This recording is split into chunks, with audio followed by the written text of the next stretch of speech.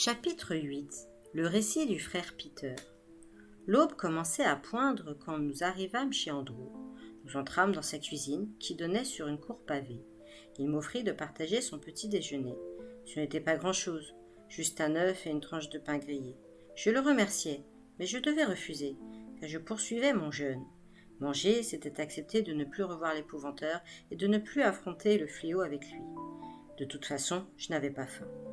Depuis l'arrestation de mon maître, j'avais passé chaque minute à réfléchir à un moyen de le tirer de là, et de sauver aussi Alice. Si je ne trouvais pas, ils finiraient tous les deux sur le bûcher. Une pensée me frappa soudain. Je me tournai vers le serrurier. Le sac de M. Grégory est toujours dans ma chambre, à l'auberge du Taureau Noir. Et il a dû laisser son bâton et ses affaires dans la sienne. Comment les récupérer ? Voilà au moins une chose que je peux régler, dit Andrew. Ce sera trop dangereux pour toi ou moi d'y aller. Je connais quelqu'un qui s'en chargera. Je m'en occuperai tout à l'heure.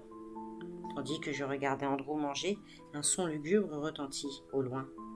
C'est une cloche de la cathédrale ? Andrew confirma d'un hochement de tête, et continua de mâcher sans entrain. Il ne semblait pas avoir plus d'appétit que moi. Je me demandais si cette triste sonnerie appelait les fidèles à un office matinal, mais avant que j'aie pu l'interroger, le serrurier déglutit et soupira. Ça annonce encore une mort, à la cathédrale ou dans l'une des églises de la ville, à moins qu'un autre prêtre soit décédé dans le comté et que la nouvelle vienne juste de parvenir au presbytère. Je crains que ce soit le sort réservé à tous ceux qui s'en prennent à l'obscur et à la corruption au cœur de notre cité.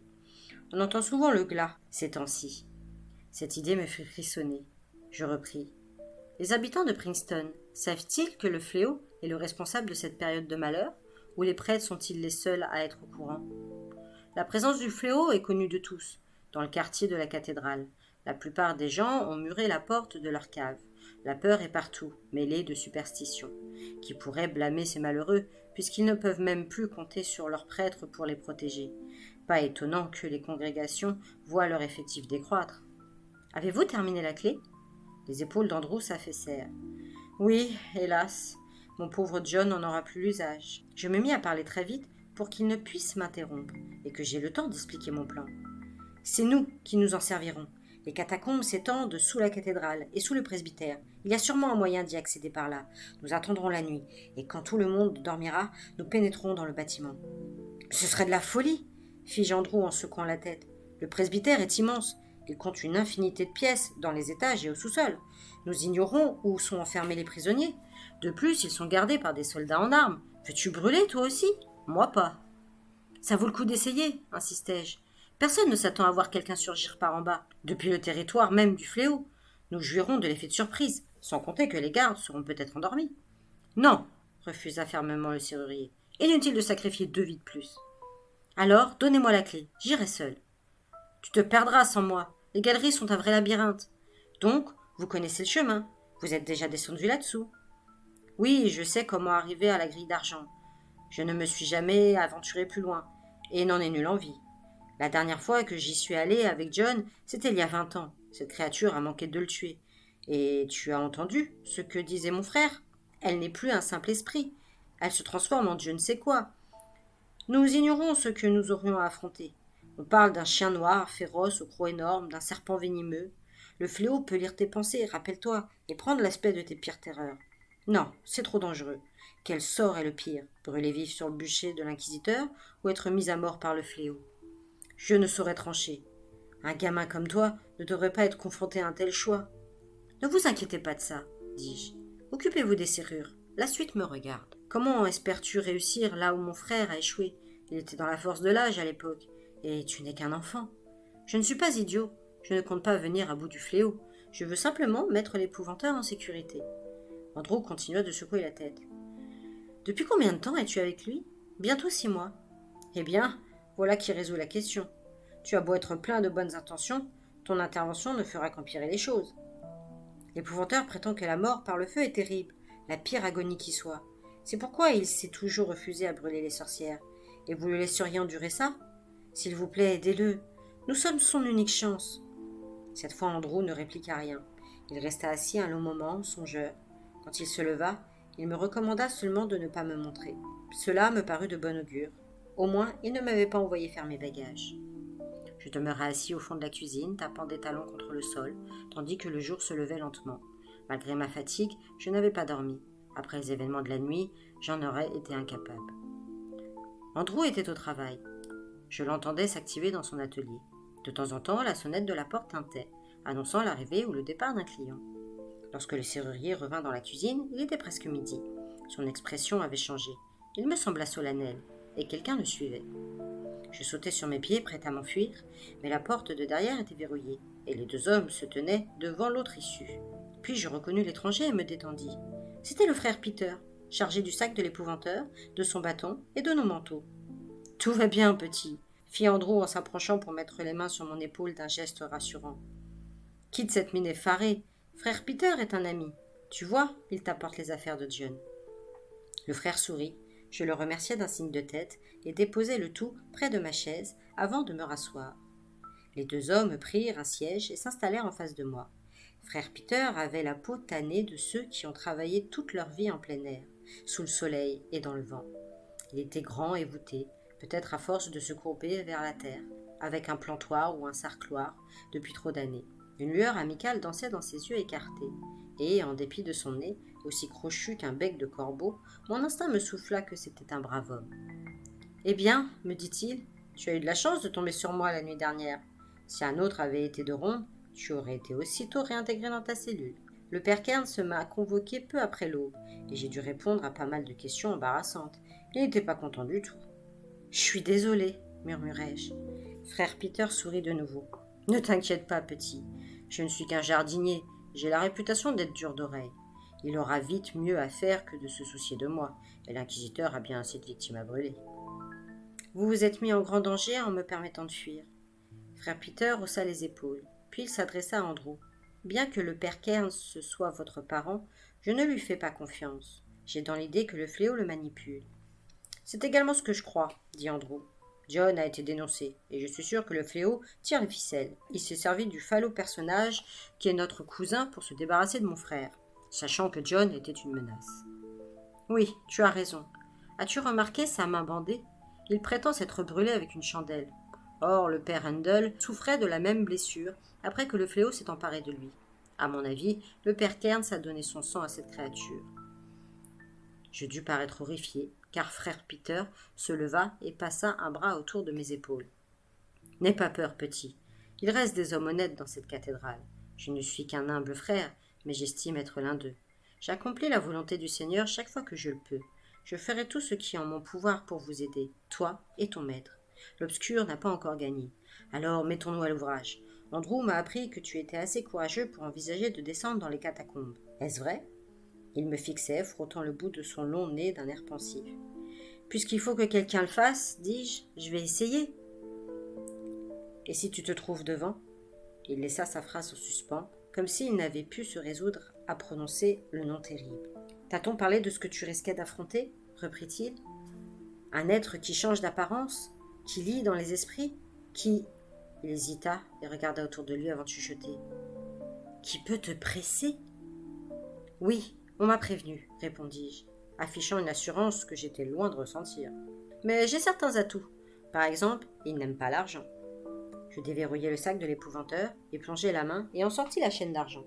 « Je suis capable de l'entraver avec ça, déclarai-je, soutenant le regard de frère Peter et tâchant de ne pas scier. Les deux hommes échangèrent un regard et Andrew sourit. « Tu t'es beaucoup entraîné, n'est-ce pas ?»« Des heures et des heures. Il y a un piquet dans le jardin de M. Grégory.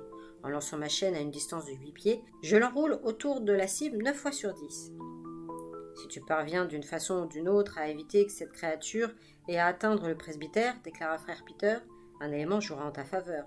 L'endroit sera plus tranquille qu'à l'ordinaire. Le décès d'hier s'est produit à la cathédrale. Le corps y est encore, et cette nuit, presque tous les prêtres y seront rassemblés pour une veillée funèbre. « Sais-tu qui est mort, Peter ?» s'enquit Andrew. « Le pauvre père Robert. Il s'est lui-même ôté la vie en se jetant du haut d'un toit. C'est le 5e suicide depuis le début de l'année. » Le frère Peter se tourna de nouveau vers moi. « Ils pénètrent dans leur tête, vois-tu. Ils les obligent à des actes contraires à leur conscience et à la loi divine. C'est terrible pour des hommes qui ont reçu le Saint-Ordre et se sont consacrés à Dieu. Certains préfèrent mourir que de supporter cela plus longtemps. Or, le suicide est un péché mortel. Ceux qui le commettent se ferment la porte du paradis. Imagine quelle souffrance a dû être la leur pour les mener à cette extrémité. Si seulement nous pouvions être débarrassés de cette malédiction avant que la cité tout entière ne soit corrompue. Nous restâmes pensifs, le temps d'un court silence. Je vis remuer les lèvres du frère Peter. Je compris qu'il priait pour le défunt prêtre. Mais il fit un signe de croix et regarda Andrew. Les deux hommes hochèrent la tête. Sans prononcer un mot, ils avaient passé un accord. « Je t'accompagnerai jusqu'à la grille, » me déclara Andrew. « Frère Peter va nous aider. » « Le frère Peter viendra-t-il avec nous ?» Il dut lire la question sur mon visage, car il leva les mains et sourit. « Oh non, Tom, je n'aurai jamais le courage d'affronter les catacombes. Non, ce que Andrew veut dire, c'est que je peux vous être utile d'une autre manière, en vous indiquant le chemin. Voilà, il existe une carte des galeries. Elle figure dans un cadre, près d'une des portes du presbytère, celle qui ouvre sur les jardins. J'ai perdu le compte des heures que j'ai passées là à attendre que des prêtres viennent me donner mon travail de la journée. Au fil des ans, j'en suis venu à connaître chaque pouce de cette carte. Veux-tu noter l'itinéraire ou sauras-tu le retenir? J'ai une bonne mémoire. Très bien. N'hésite pas à me demander de répéter au besoin. Donc, Andrew te conduira à la grille d'argent. Lorsque tu l'auras franchie, continue tout droit jusqu'à un embranchement. Là, prends le couloir de gauche. Tu atteindras des marches qui mènent à une grande cave à vin. La porte en sera fermée à clé, mais cela ne présente pas un problème quand on a un ami tel que Andrew. Tu n'auras plus qu'une autre porte à passer, au fond à droite, pour sortir du cellier et te retrouver dans les sous-sols du presbytère. Le fléau ne risque-t-il pas de me suivre dans les caves et de s'échapper? M'inquiétais-je? Non, il ne peut quitter les catacombes que par la grille d'argent, à condition qu'on la lui ouvre, évidemment. Toute autre issue lui est interdite. Tu seras donc en sécurité dès que tu seras dans la cave. Simplement, avant de la quitter, tu devras faire une chose. Il y a une trappe dans le plafond, à gauche de la porte. Elle donne sur une venelle qui longe le mur nord de la cathédrale. Les livreurs l'utilisent pour descendre le vin et la bière dans le cellier. Déverrouille-la avant d'aller plus loin. Ce sera plus simple pour t'échapper ensuite que de retourner jusqu'à la grille. Tout est bien clair? Ne serait-ce pas encore plus simple d'accéder directement à la cave par cette trappe? Demandai-je. De cette façon, j'éviterai à la fois la grille d'argent et le fléau. J'aimerais que ça soit aussi facile, mais c'est trop risqué. La trappe est exposée au regard. Quelqu'un pourrait te surprendre. Je hochai la tête pensif. Même si tu ne dois pas entrer par la trappe, intervient Andrew, il y a une bonne raison pour que tu l'utilises en revanche comme sortie. Il faut à tout prix éviter que John se trouve de nouveau face au fléau. À mon avis, au fond de lui, il a peur. Si peur qu'il n'est pas certain de revenir vainqueur. Peur? M'exclamai-je, indigné. Rien de ce qui appartient à l'obscur n'effraie M. Gregory. Du moins, il ne l'a-t-il jamais admis, enchaîna Andrew. Cela, je te l'accorde. Malheureusement, une malédiction l'a touché il y a longtemps, et... Je lui coupai la parole. Mon maître ne croit pas aux malédictions, il vous l'a dit. Si tu me permets d'ajouter un mot, insista Andrew, je t'expliquerai. C'est une malédiction d'une puissance redoutable. À cette époque, 3 assemblées de sorcières de Pendle s'étaient alliées. John interférait trop dans leurs affaires. Aussi, mettant de côté leurs griefs et leurs querelles, le maudirent-elles ensemble. Elles célébrèrent un sacrifice et des innocents furent massacrés. La célébration eut lieu pendant la nuit de Walpurgie, la veille du 1er jour de mai, il y a 20 ans. Ensuite, elles lui envoyèrent les termes de la malédiction sur un parchemin éclaboussé de sang. Il m'a révélé un jour ce qui était écrit dessus. Tu mourras en un lieu obscur, au plus profond des profondeurs, sans un ami à tes côtés. Les catacombes, soufflai-je, la gorge serrée. S'il affrontait le fléau seul, dans ces souterrains, les conditions de la malédiction seraient réunies. Oui, les catacombes, reprit Andrew. Comme je te le disais, tu devrais utiliser la trappe. Peter, pardon de t'avoir interrompu. Le frère eut un pâle sourire et continua. Après avoir déverrouillé la trappe, tu sortiras de la cave et tu tomberas dans un couloir, au bout duquel se trouve une cellule.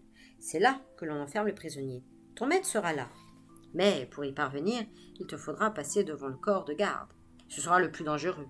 Cela dit, les sous-sols étant humides et glaciales, les gardes auront allumé un feu dans la cheminée. Si Dieu le veut, ils auront fermé la porte de la salle pour conserver la chaleur. En ce cas, tu n'auras plus qu'à délivrer M. Gregory et à l'entraîner loin de la ville. Il reviendra s'occuper de cette immonde créature une autre fois, lorsque l'inquisiteur sera parti. « Non !» s'écria Andrew.